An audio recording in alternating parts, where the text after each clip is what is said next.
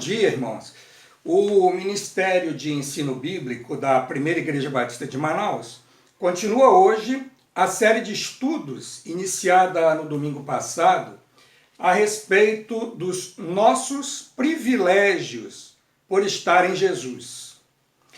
Durante esse período de pandemia, em que muitas pessoas estão passando por momentos de ansiedade, depressão, é sempre uma boa prática relembrar de forma constante de quem Deus é e de quem nós somos quando estamos seguros nele por meio do seu Filho Jesus Cristo. São tantas bênçãos enumeradas nas Escrituras que essas lembranças nos ajudam a confiar que Deus sempre fará o melhor na vida dos seus filhos. Semana passada, nós estudamos a respeito do grande privilégio que nós temos de sermos novas criaturas. Isso porque somos filhos de Deus e estamos em Jesus. Hoje, nós vamos conversar um pouco sobre outro enorme privilégio que nos é revelado aqui pelas páginas da Bíblia. Esse privilégio é o fato de que nós, que estamos em Cristo, somos amigos de Deus. Ter amigos é uma das experiências mais agradáveis da vida humana. Ser amigo ou poder chamar alguém de amigo é um privilégio maravilhoso. Mas nem todos os amigos desfrutam do mesmo status, da mesma intensidade da nossa amizade. Existem alguns a quem nós consideramos amigos íntimos. O nosso cônjuge, por exemplo, deve ser um amigo íntimo. Mas existem outras pessoas, geralmente não são muitas, a quem nós consideramos como amigos muito chegados. Existem também aqueles amigos que nós não encontramos com muita frequência, mas são pessoas de quem nós gostamos de conversar, de trocar ideias, compartilhar bênçãos quando estamos juntos. E também existem aqueles amigos com quem nós não temos muito contato, mas são pessoas que passaram pela nossa vida e deixaram algumas marcas importantes. Por isso, nós não queremos deixar de manter contato com eles. O poeta popular assegura que amigo é coisa para se guardar debaixo de 7 chaves, dentro do coração. Infelizmente, no mundo de hoje, as amizades muitas vezes têm sido determinadas pelas redes sociais. Existe um grande sociólogo do nosso tempo chamado Zygmunt Bauman, que ele escreveu um livro cujo título é Amor Líquido, sobre a fragilidade dos laços humanos. A análise de Bauman é que, nas condições da sociedade atual, as relações entre as pessoas se tornam cada dia mais flexíveis, com níveis de insegurança cada vez maiores. Ele fala a respeito de um mundo repleto de sinais confusos, propenso a mudar com rapidez e de forma imprevisível, o que ocasiona uma fragilidade nos laços humanos, a que ele chama de amor líquido. Isso me lembra parte da letra de uma música que o Sérgio Pimenta compôs há muitos anos atrás, e o título dessa música é Liberdade para Amar. Num certo trecho, ele faz a seguinte constatação. Ele diz assim: superficial, risos polidos, relacionamentos de alô, que ninguém estranha-se falidos, que ninguém mais sabe o que é o amor. A questão é que o tipo de amizade desenvolvida nas redes sociais não admite qualquer intimidade. Assim como surgem, podem ser desmanchadas com a maior facilidade. Talvez as redes sociais pudessem atender ao desejo do Roberto Carlos, naquela época que ele cantava assim: eu quero ter 1 milhão de amigos. Só que a experiência nos fala que é muito melhor ter poucos e bons amigos do que ter 1 milhão e não poder contar com ninguém na hora que precisar. Infelizmente, a sociedade atual está seguindo essa tendência em que o conceito de amizade tem sido adulterado e diluído. Mas, apesar de tudo, não podemos perder a esperança. Existem aqueles amigos que nos escolhem e aqueles de quem nós gostamos, às vezes a gente nem sabe por quê. Existe um ditado popular que diz assim: se você quiser saber a quantidade dos seus amigos, dê uma festa. Mas se você quiser saber a qualidade deles, espere até ficar doente. Uma outra frase interessante sobre amizade é a seguinte: amigo não é aquele que diz, vá em frente, mas é aquele que diz, eu estou indo com você. Isso mostra que uma verdadeira amizade precisa ser qualificada pela intimidade, pelo interesse genuíno no amigo, pelo cuidado na hora da necessidade, seja uma necessidade material, emocional ou espiritual. Também pelo companheirismo, pela sinceridade, pela liberdade de poder expressar opiniões e até de discordar, pela liberdade de poder confrontar quando o amigo estiver errado. Usando aqui o inverso do conceito de Bauman, esse seria um tipo de amor sólido, que parece estar ficando, infelizmente, cada vez mais raro no mundo atual. Os rumos da sociedade moderna não deveriam ditar os costumes para quem já vive nos caminhos de Deus. Mas o fato é que as influências acabam nos afetando. Cabe a nós usar os ensinos da palavra de Deus para lutar contra os efeitos negativos das realidades a que estamos expostos todos os dias. Quando nós falamos a respeito de amizade com Deus, somos sempre influenciados pela concepção que nós temos a respeito da amizade entre seres humanos. Afinal, essa é a nossa experiência. O fato é que a Bíblia afirma, sem qualquer dúvida, a respeito desse privilégio de quem está em Cristo, ser amigo de Deus. Lá no Antigo Testamento, nós lemos a respeito de 2 pessoas em especial que foram chamados assim, amigos de Deus. O primeiro deles foi Abraão, o conhecido patriarca hebreu.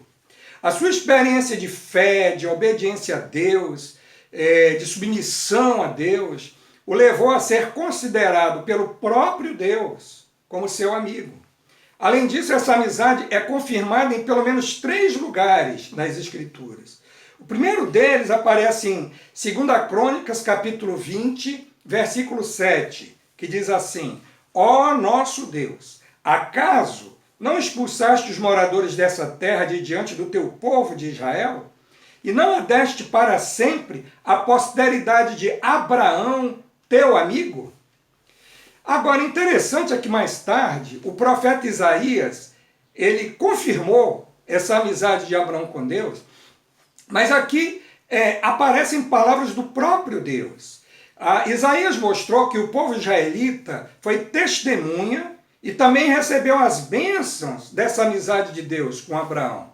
O profeta Isaías, falando em nome de Yahvé, ele diz assim no capítulo 41, verso 8: Mas você, Israel, meu servo, você, Jacó, a quem escolhi, você, descendente de Abraão, meu amigo.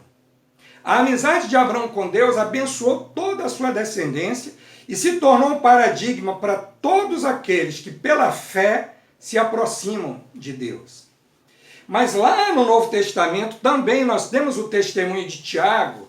Em Tiago 2,23, nós lemos assim: E se cumpriu a escritura que diz, Abraão creu em Deus, e isso lhe foi atribuído para a justiça, e ele foi chamado amigo de Deus. Tiago fala dessa amizade de Abraão com Deus em contraste com as pessoas a quem ele chama de amigos do mundo. A palavra mundo, usada aqui em Tiago, no capítulo 4, versículo 4, representa a corrupção e a maldade presente na vida das pessoas que não têm Deus. Ele diz que a amizade do mundo representa inimizade contra Deus. Abraão foi chamado amigo de Deus porque procurava fazer a vontade do Senhor. E nós poderíamos perguntar por que motivo Abraão foi chamado amigo de Deus, enquanto outras pessoas, outros personagens que foram tão fiéis a Deus quanto ele, não tiveram esse mesmo privilégio. Nós podemos lembrar o fato de que Abraão obedeceu ao Senhor quando foi chamado para sair de sua terra e partir para um lugar que ele não conhecia. Mais tarde, o texto bíblico diz que ele creu no Senhor e foi justificado pela sua fé. Depois, ele não negou ao Senhor o seu bem mais precioso, o seu único filho, embora Deus o tivesse poupado. Por tudo isso, ele deixou um legado para todas as gerações posteriores. O seu relacionamento com Deus era tão íntimo que o Senhor não escondia dele as coisas que pretendia fazer.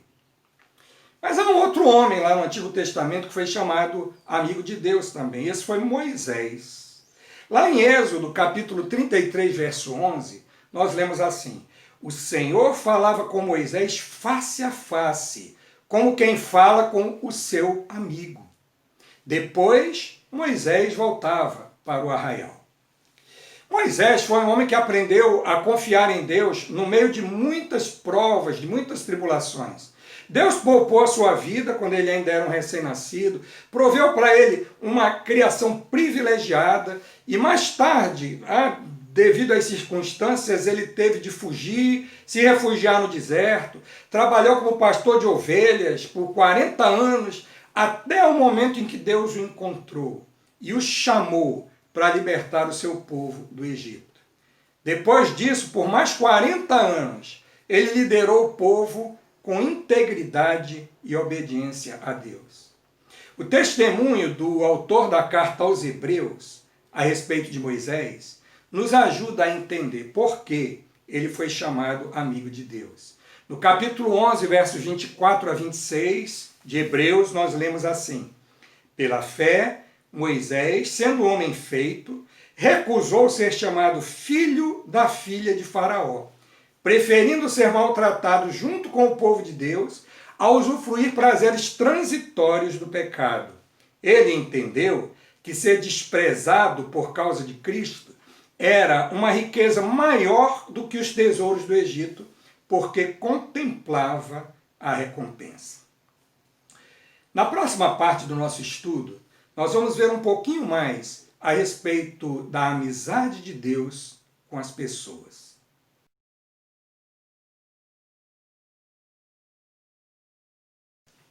Como nós já dissemos, existem muitos outros homens e mulheres no Antigo Testamento que poderiam ter sido chamados amigos de Deus. Mesmo não recebendo essa designação, eu creio que eles foram, de fato, amigos de Deus. A gente poderia citar aqui Samuel, Davi, Isaías, Esdras, Neemias, Daniel, apenas como exemplos. Todos eles privaram de uma relação íntima com Deus e, em momentos de crise, receberam cuidado e orientação para as suas vidas e para o seu povo. O nosso propósito nessa manhã é mostrar que hoje qualquer pessoa que está em Cristo tem o privilégio de ser chamado amigo de Deus. Então nós precisamos entender um pouco o processo que levou a humanidade a desprezar essa amizade e posteriormente obter a possibilidade de recuperá-la. A Bíblia nos ensina que Deus criou o homem e a mulher e os colocou no jardim do Éden para cuidar, guardar e para ali viverem um ambiente feliz. Naqueles dias, Deus falava com o primeiro casal pessoalmente, num ambiente de alegria, de intimidade e de amor. Adão e Eva, nesse sentido, foram os primeiros amigos de Deus nesse mundo. Deus estabeleceu rotinas e regras para manter aquele ambiente em paz. Mas o homem e a mulher desobedeceram a essas regras. Com isso, houve uma ruptura na relação da humanidade com Deus. As consequências foram desastrosas.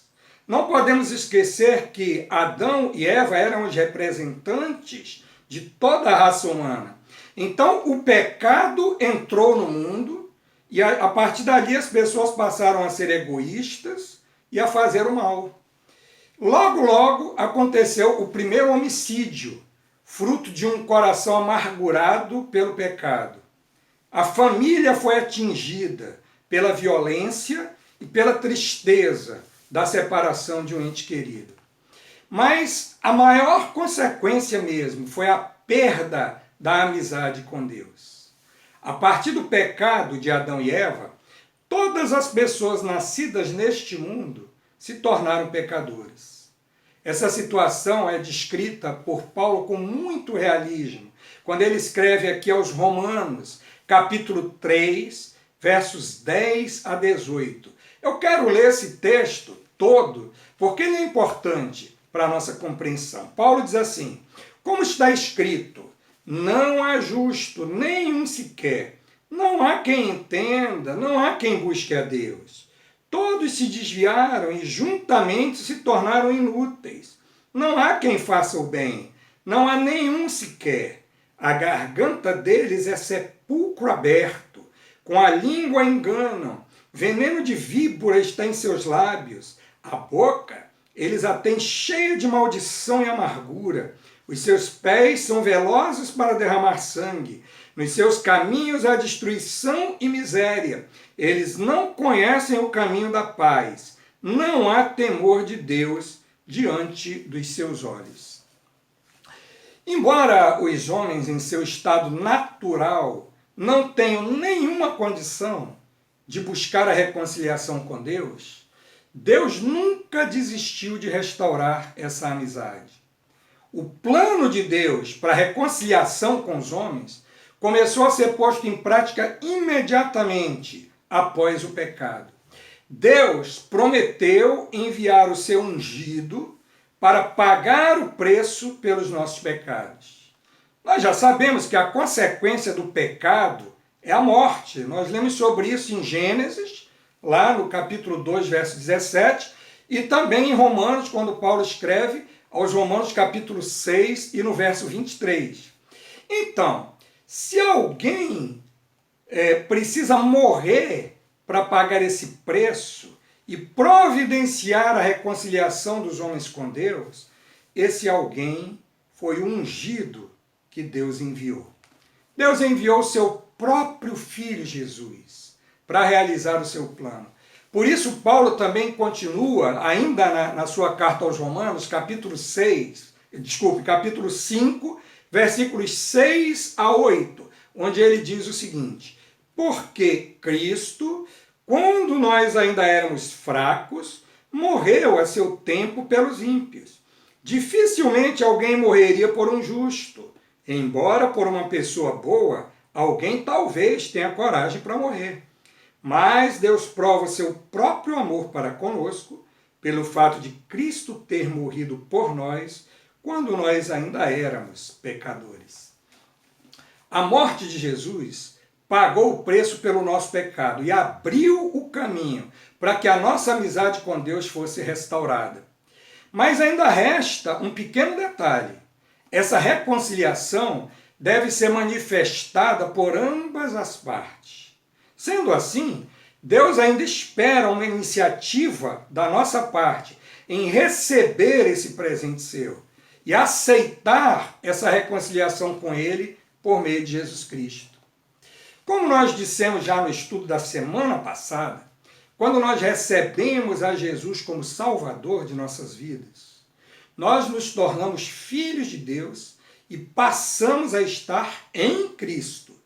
E quando nós estamos em Cristo, nós voltamos a ter o privilégio de ser chamados amigos de Deus. Uma das características de um amigo é que ele está sempre pronto a amar e a demonstrar esse amor. Em Provérbios, no capítulo 17, versículo 17, nós lemos: o amigo ama em todo tempo, e na angústia nasce o irmão. Ter amigos humanos é sempre reconfortante, agradável, mas quem é amigo de Deus recebe uma bênção inigualável. Deus está sempre pronto para amar, cuidar, acompanhar, dirigir, ouvir, aconselhar, orientar, dar suporte. E o mais importante de tudo é que ele está disponível 24 horas por dia, 7 dias por semana. Mas e quanto a nós? Como é que nós podemos demonstrar essa amizade com o Senhor? Ser amigo de Deus exige ouvir, obedecer e fazer a sua vontade.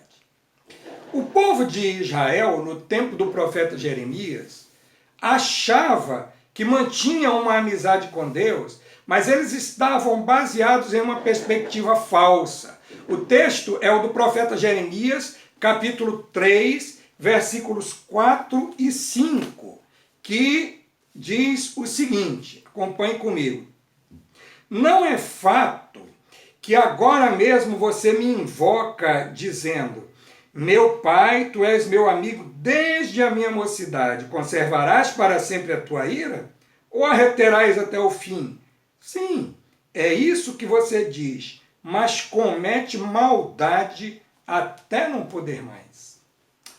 Ser amigo de Deus é um privilégio de quem está em Cristo, mas também exige responsabilidades que às vezes são negligenciadas. Quando Deus é nosso amigo, nós temos o desejo de falar com Ele sempre, de ouvir a sua voz, de conhecer a sua palavra, de fazer a sua vontade. Ele nos supre de tudo aquilo que nós precisamos para viver uma vida digna da sua amizade. Quando Jesus já estava se preparando para o momento do seu sacrifício, ele fez um discurso para os apóstolos dentro de uma sala onde eles estavam celebrando ali a Páscoa, e esse discurso foi registrado por João, o apóstolo, nos capítulos 15 a 17 do seu evangelho. E lá Jesus falou a respeito da amizade que ele deseja ter com cada pessoa que quer se aproximar dele.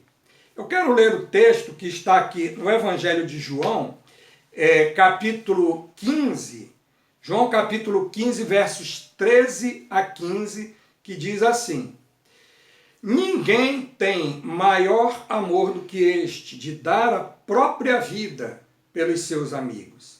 Vocês são meus amigos se fazem o que eu lhes ordeno. Já não chamo vocês de servos, porque o servo não sabe o que o seu senhor faz. Mas tenho chamado vocês de amigos, porque tudo o que ouvi de meu Pai eu lhes dei a conhecer. As palavras de Jesus apontam para um nível impressionante de intimidade e de interação pessoal com o eterno e onipotente Criador do universo. Jesus indica aos seus discípulos que agora eles podem ter o privilégio que apenas Abraão e Moisés haviam tido de serem chamados amigos de Deus. Como Cordeiro de Deus, Jesus foi aquele que deu a sua própria vida pelos seus amigos. Nós já vimos que os amigos de Jesus são aqueles que obedecem e fazem a sua vontade. A obediência não é o que torna as pessoas amigos de Jesus, mas é o que caracteriza essa amizade. O teólogo Donald Carson afirma com muita precisão que pecadores culpados não podem encontrar amigo melhor e mais verdadeiro do que no Deus e Pai de nosso Senhor Jesus Cristo e no Filho que ele enviou. Jesus faz uma distinção entre o servo e o amigo. A gente pode pensar aqui num rei, um soberano que exerce autoridade sobre os seus súditos e que exige, deseja a obediência de todos eles. Mas existem dois tipos de súditos. O primeiro é o servo ou escravo, que recebe ordens e é obrigado a cumprir essas ordens devido à sua situação. Mas existe o amigo do rei, que conhece os pensamentos do rei, que desfruta da sua confiança, que aprende a obedecer percebendo que tem o privilégio da intimidade com o rei e o pleno entendimento do coração do seu mestre. Da mesma forma, Jesus ele tem o direito de comandar, porque ele é o Senhor. Mas ele tem o prazer de informar aos seus amigos a respeito dos seus planos e propósitos. No início desse capítulo 15 de João, Jesus fala a respeito da necessidade que nós temos de permanecer nele se desejarmos produzir frutos bons. Ele se apresenta como uma videira e o seu pai como o agricultor. Nós somos os ramos dessa videira, onde os cachos de uva são produzidos. Mas para isso, nós precisamos estar ligados na videira. Um galho cortado seca e morre. Um galho ligado à videira recebe da videira a seiva necessária para produzir as uvas. No versículo 5 do capítulo 15, Jesus diz o seguinte: eu sou a videira, vocês são os ramos. Quem permanece em mim e eu nele, esse dá muito fruto, porque sem mim vocês não podem fazer nada. Para produzir bons frutos nesse mundo, nós precisamos estar em Cristo, privando da sua amizade, recebendo cada dia o seu amor, graça e cuidado. Na terceira parte desse estudo, nós veremos o que é necessário para privar dessa amizade com Deus.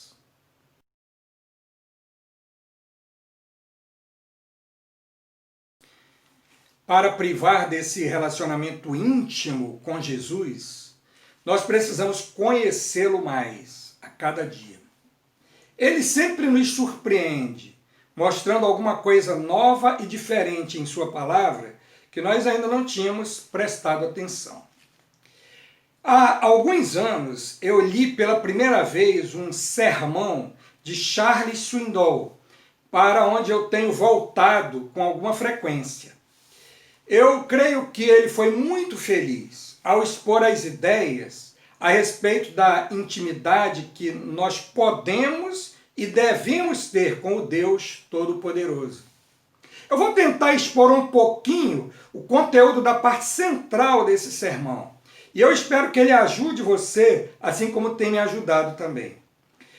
Swindoll começa dizendo que Deus, mesmo sendo todo-poderoso, deseja ardentemente essa intimidade com seus filhos. Da nossa parte, ele avalia que 4 decisões podem nos ajudar a cultivar essa intimidade profunda com Deus. Cada uma dessas decisões está relacionada com uma disciplina. As decisões e as disciplinas são as seguintes. Primeiro, a decisão de reorganizar o seu mundo particular, que se relaciona com a disciplina da simplicidade. O mundo atual exerce uma pressão excessiva sobre nós.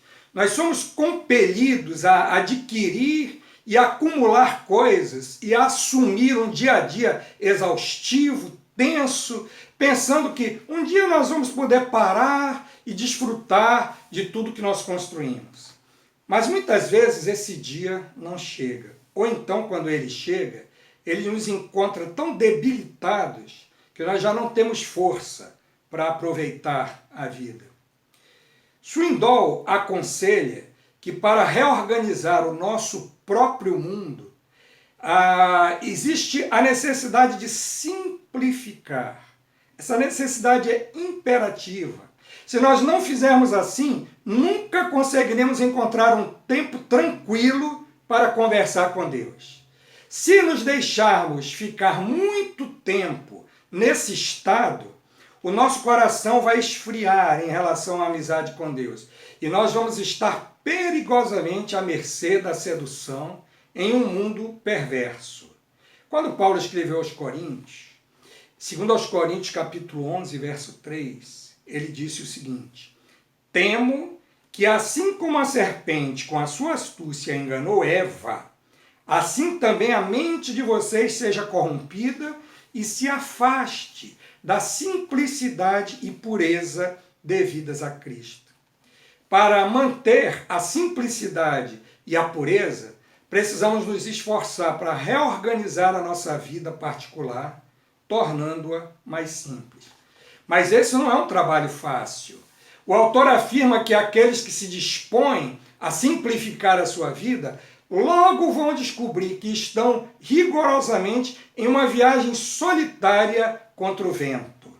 E não adianta ficar parado, inerte, esperando que os ventos do mundo mudem de direção, porque isso não vai acontecer.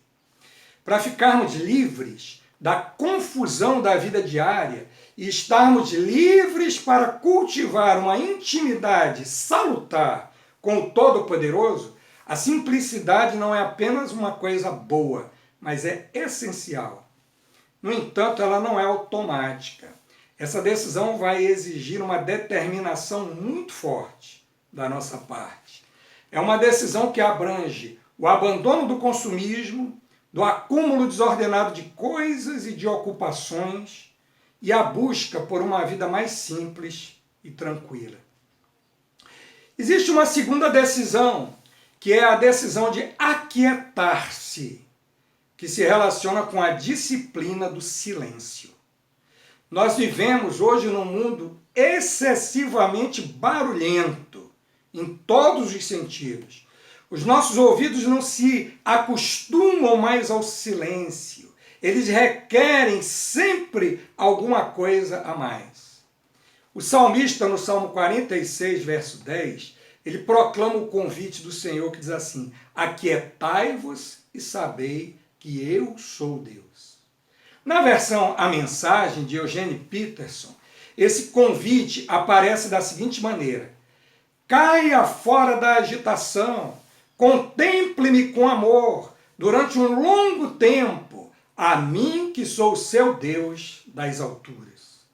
O convite que recebemos é para parar, relaxar, descansar, largar tudo e gastar tempo com Deus. Pode parecer estranho simplesmente ficar parado em silêncio, mas atentos, esperando pela direção do Senhor. Nesse tempo de tanta agitação, isso não é normal. Mas para conhecer a Deus profundamente, essa disciplina é necessária. A profundidade da nossa vida espiritual e do nosso relacionamento com Deus não pode dispensar esses momentos de silêncio. Swindoll diz assim: o silêncio afia os cantos vivos de nossa alma, sensibilizando-nos para sentir os leves toques de repreensão de nosso Pai Celestial. O barulho, as palavras e os programas alucinantes e agitados insensibilizam os nossos sentidos, fechando os nossos ouvidos à voz tranquila e suave de Deus e tornando-nos imunes ao seu toque. Nós passamos normalmente muitas horas no meio de um mundo barulhento, agitado e cheio de gente. Isso nos leva a nos tornar insensíveis espiritualmente, a fazer as coisas mecanicamente, até mesmo as atividades espirituais, que são tão necessárias. A voz de Deus não pode ser ouvida por uma mente apressada e preocupada. É preciso gastar tempo a sós com Deus e com a palavra de Deus, para que a nossa força espiritual seja recuperada. A terceira decisão de que ele fala é a decisão de cultivar serenidade. Essa decisão se relaciona com o que ele chama de disciplina da solitude. Solitude, para ele, é buscar momentos para estar a sós, para cultivar uma serenidade profunda dentro de nós. A transformação da alma, segundo Swindoll, acontece quando a serenidade toma o lugar da ansiedade. Isso não se consegue com alguns segundos de quietude, mas com o abandono temporário daquela sensação de confusão a que estamos submetidos diariamente. É nesses momentos de solitude que ocorrem as grandes batalhas da alma. Nesse momento, nós damos permissão a Deus para sondar os mais profundos recônditos do nosso coração. E também é nessas ocasiões que Deus abre os nossos olhos para percebermos aquelas coisas que nós sempre procuramos esconder dos outros. O problema é que sempre que nós desejamos e tentamos entrar nesses momentos de solitude, começa uma luta dentro de nós. Ideias confusas, imagens perturbadoras, fantasias incontroláveis, associações de pensamento começam a nos atacar. Às vezes pode aparecer raiva, inveja, avareza. Então, o que fazer? O conselho de Swindoll é perseverar na solitude até que todos esses visitantes indesejados se cansem de bater e deixem você sozinho. Todos nós precisamos de uma sondagem periódica da alma, assim como o salmista fala no Salmo 139, versos 23 e 24. Sonda-me, ó Deus, e conhece o meu coração. Prova-me e conhece os meus pensamentos. Vê se há em mim algum caminho mau e guia-me pelo caminho eterno. Isso nos ajuda a evitar o perigo de nos envolver de forma tão intensa na obra do Senhor e acabar esquecendo de manter intimidade e amizade com o Senhor da obra. A quarta e última decisão de que nos fala Charles Swindoll é confiar completamente no Senhor, que se relaciona com a disciplina da renúncia.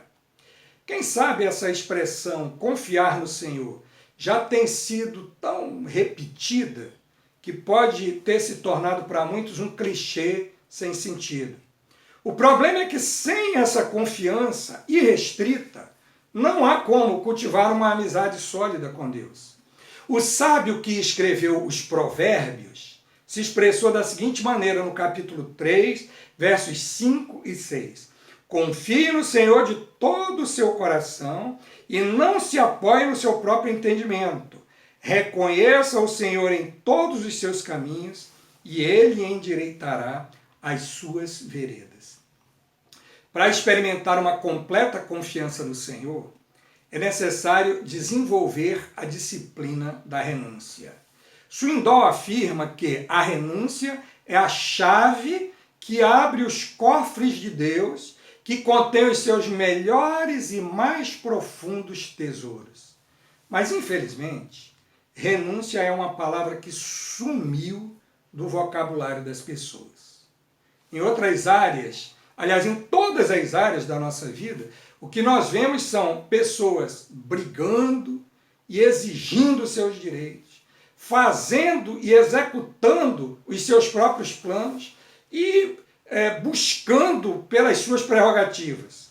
O fato é que Deus a cada dia está nos esperando para que paremos de lutar contra Ele, que deixemos o seu plano ser executado na nossa vida, que Ele seja a fonte da nossa segurança e realização. É disso que o salmista fala no Salmo 37, versos 4 e 5, texto muito conhecido, mas de uma profundidade enorme, quando ele diz: agrade-se do Senhor, e Ele satisfará os desejos do seu coração. Entregue o seu caminho ao Senhor, confie nele, e o mais Ele fará. Se deixarmos a nossa vida sob o controle de Deus, nada mais ficará sem controle, porque a sua fidelidade dura para sempre. Na última parte do estudo de hoje, nós vamos falar um pouco mais sobre as características dessa nossa amizade com Deus.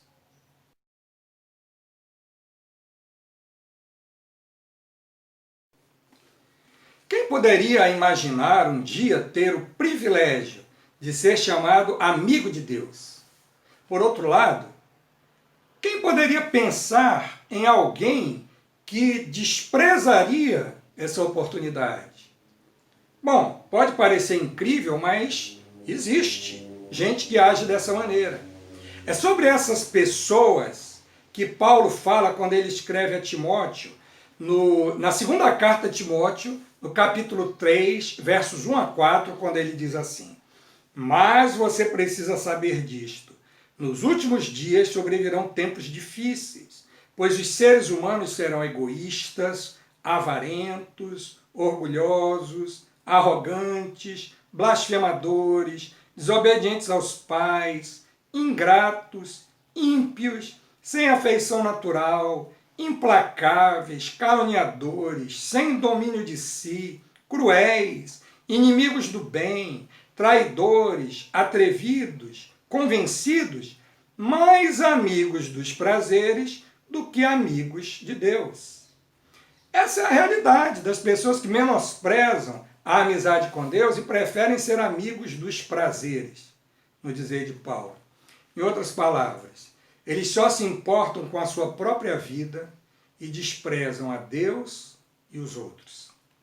O egoísmo, a avareza, o orgulho e todas as demais demonstrações de egocentrismo citados por Paulo são sinais de uma vida completamente destituída do desejo de estar com Deus e de desfrutar da amizade com Ele. Eles são amigos de si mesmos e usam os outros para os seus próprios maus intentos. Há uma frase que eu desconheço a origem, mas é uma frase muito citada que diz o seguinte: Deus criou as pessoas para serem amadas e as coisas para serem usadas. O maior erro que se pode cometer é amar as coisas e usar as pessoas. Jesus demonstrou o seu amor por nós de uma forma muito especial. Mesmo quando nós ainda éramos seus inimigos, ele nos amou e providenciou todas as condições para nos tornar seus amigos. Em dois momentos, o apóstolo Paulo fala dessa realidade de uma maneira bem patente. Primeiro, em Romanos capítulo 5, verso 8, quando ele diz: mas Deus prova o seu próprio amor para conosco pelo fato de Cristo ter morrido por nós quando ainda éramos pecadores.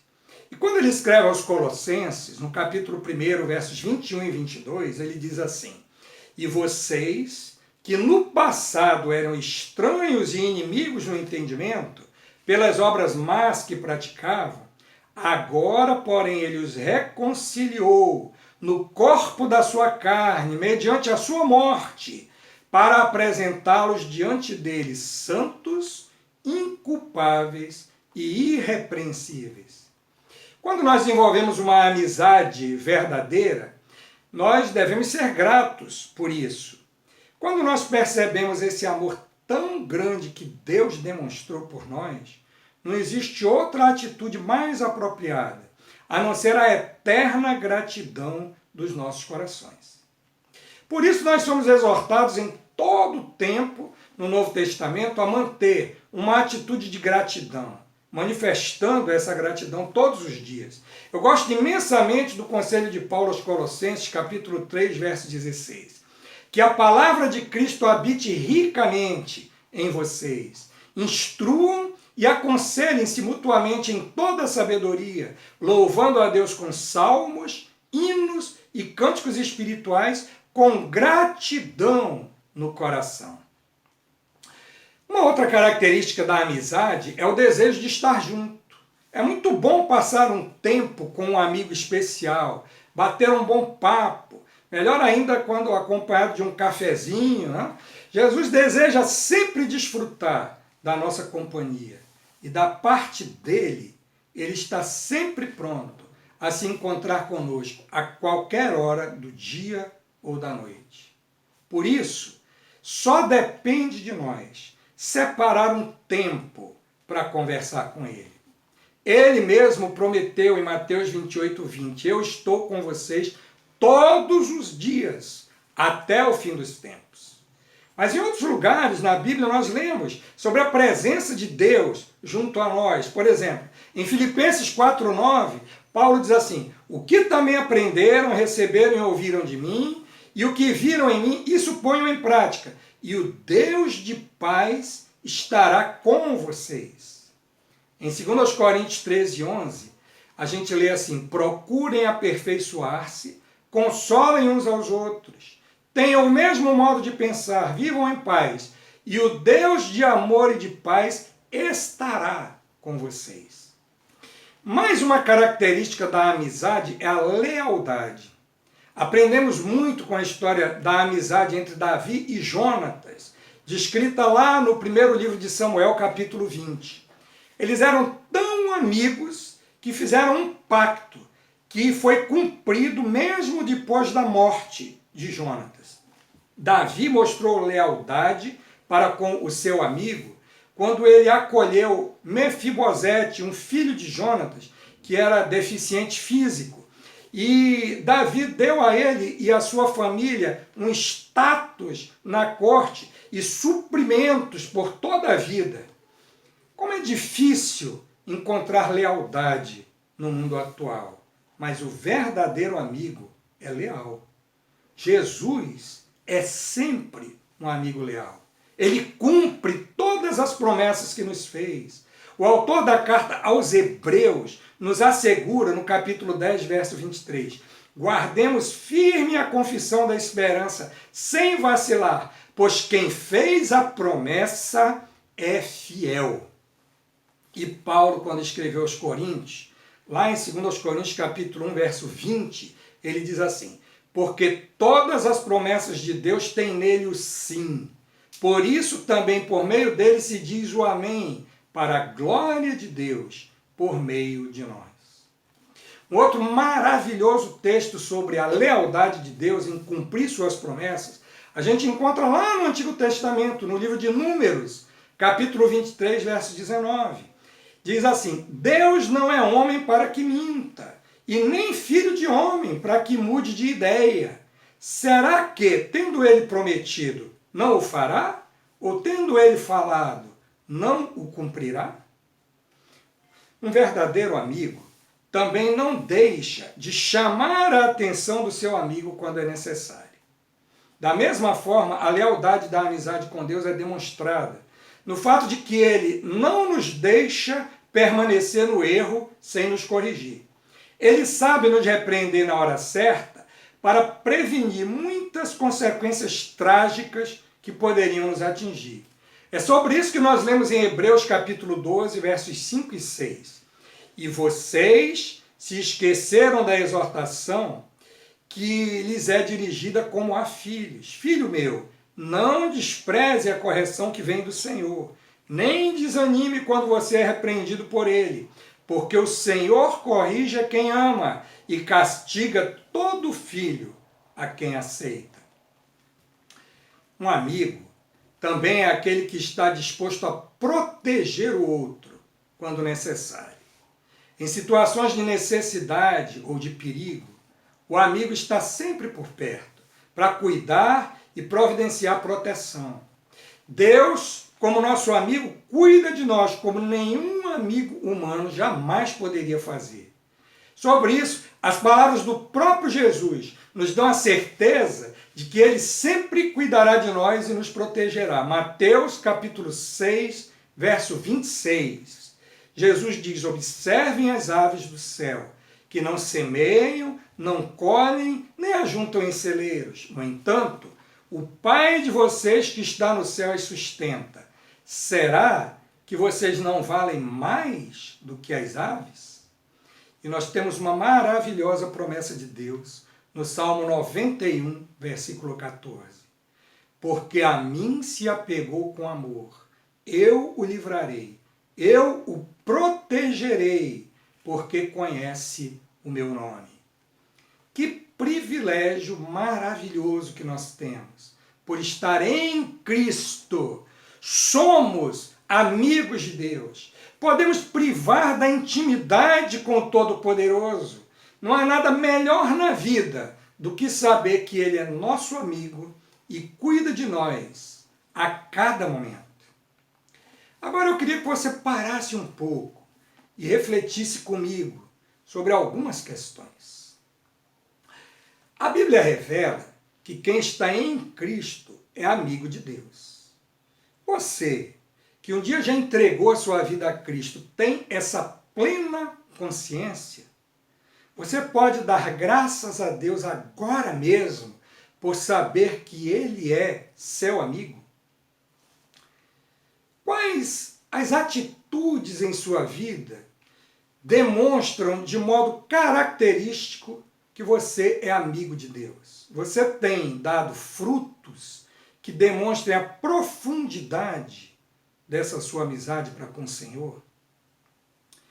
Você está disposto a gastar tempo para ouvir as orientações de Deus, sabendo que elas são o que há de melhor para a sua vida?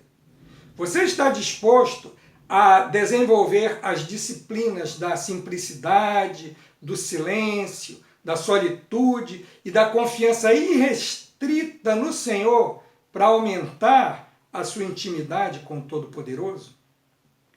Mas eu quero me dirigir também a você que ainda não fez a sua entrega pessoal, a entrega pessoal de sua vida a Jesus Cristo. Aproveite essa oportunidade. Tome essa decisão o quanto antes. Não existe na vida espiritual a posição em cima do muro. Ou você é amigo de Deus, ou você é inimigo. Se você entregar a sua vida a Ele, você vai receber a amizade mais calorosa que você já experimentou em toda a sua vida. Eu quero orar com você. Pai, obrigado, porque por estarmos em Cristo, nós podemos ser chamados amigos de Deus. Não apenas ser chamados, mas de fato nós somos amigos de Deus. E por sermos amigos de Deus, nós recebemos a proteção, o cuidado, a companhia, a intimidade, o amor, a conversa diária, todas essas bênçãos maravilhosas que acompanham essa amizade que não tem igual nesse mundo. Por isso nós te agradecemos, porque nós somos teus amigos. Agradecemos porque Jesus um dia providenciou todas as condições para que nós tivéssemos essa reconciliação contigo. Nós queremos rogar agora pelas pessoas que nos assistem, aqueles que já te conhecem, aqueles que já são teus amigos, que de fato eles possam desenvolver uma intimidade maior com o Senhor. E aqueles que ainda não sabem o que é essa amizade, que ainda não entregaram as suas vidas ao Senhor, que o Senhor possa tocar nos seus corações, que eles possam, o mais breve possível, tomar a decisão mais importante de suas vidas e terem assim também esse privilégio maravilhoso de se tornarem amigos de Deus. É assim que oramos em nome de Jesus. Amém. Nós desejamos um domingo repleto da companhia daquele que é o nosso melhor amigo. Deus os abençoe.